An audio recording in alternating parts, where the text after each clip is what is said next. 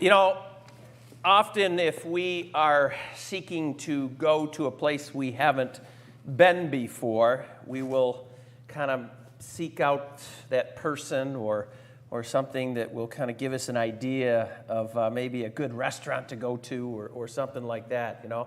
I don't spend a lot of time in Brighton. I'm not going to say I know a lot about Brighton. But, you know, if I wanted to go to a good restaurant in Brighton, I'd probably go to the Good Father Dave. He spent 26 years there. Good restaurant there? You got one in mind? No, he's not going to. He's unbiased, right? So, and it's, you know, that's what we do, though. We seek out that guidance. I know, you know, because I went to school out on the East Coast, and whenever, you know, I'd have visitors come to visit me out there, you know, they'd always say, take us to someplace special. Take us to someplace unique, you know, and I would try to do that, you know. I mean, if I was seeking out to go eat in East Lansing, and I'd probably go to Father Joe, right? He'd give me that. Let's get real. I'm not going to East Lansing, okay? You know me. So, but we do that. We seek out that guidance because we trust that people know that area. We know that they will lead us to the best places. Well, in today's gospel, once again, Jesus is challenged, you know, by the church leaders. And he, you know, continues to speak about how he is the good shepherd and how his sheep know him. You know, they know his voice, and he's going to take care of them. And, you know, I've always loved that image of Jesus as a shepherd and how he is just going to guide them, you know. But you know, we are those sheep, and we need to trust. We need to trust that he is going to lead us to the best place because that's what a shepherd does. A shepherd leads those sheep to the best watering spot, the best pastures, you know, the safest places, the best places to sleep at night. I mean, they trust in him. They trust in him. And I think that's just so important that as we walk, you know, throughout our journey of life, I mean, if we want to get to know the Father, if we want to get closer to God, he's the gate. He's the shepherd. He's going to lead us. And we have to trust in just that simple way of following him and just being that disciple that we're going to come to know the Father.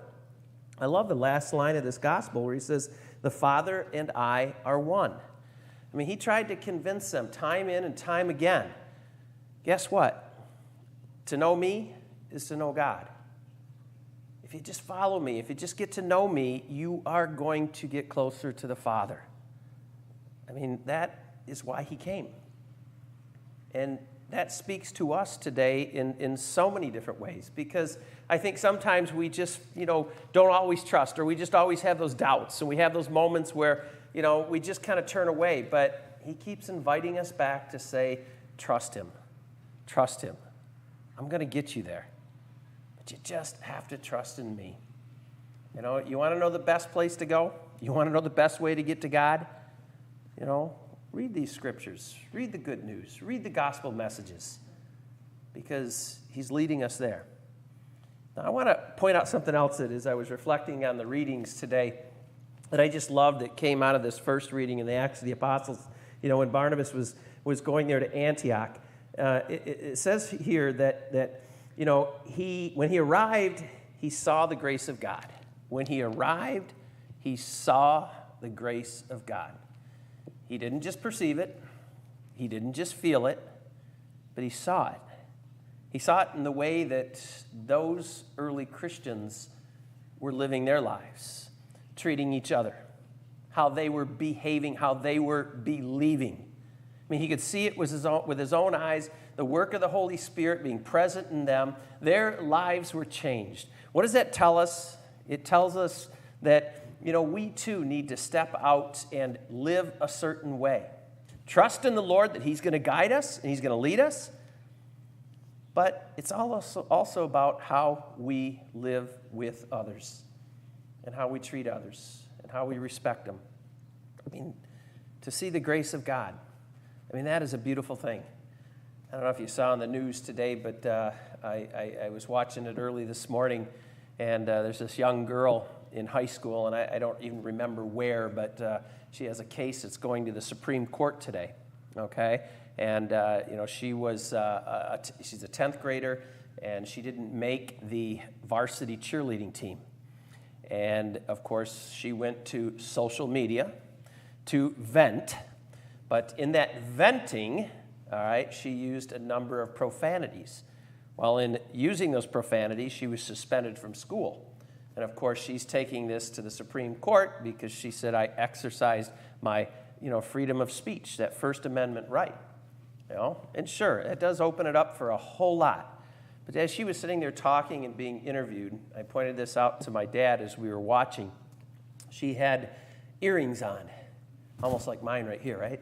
She had earrings on, and they were crosses. And I just thought to myself, that's not the way a Christian should act or speak. I mean, I know we all fail, we all fall, we do, even I do, all right? But, even to say that that's okay, and I'm going to fight for the right to say it's okay, I'm not going to really go down that path of that freedom of speech right now, but there's something to living your life a certain way, speaking a certain way. That's when the people start to see the grace of God at work. And that old song, they'll know we are Christians. They'll know we're Christians by the way we act, by what we do, by how we treat others, and most importantly, by how we love.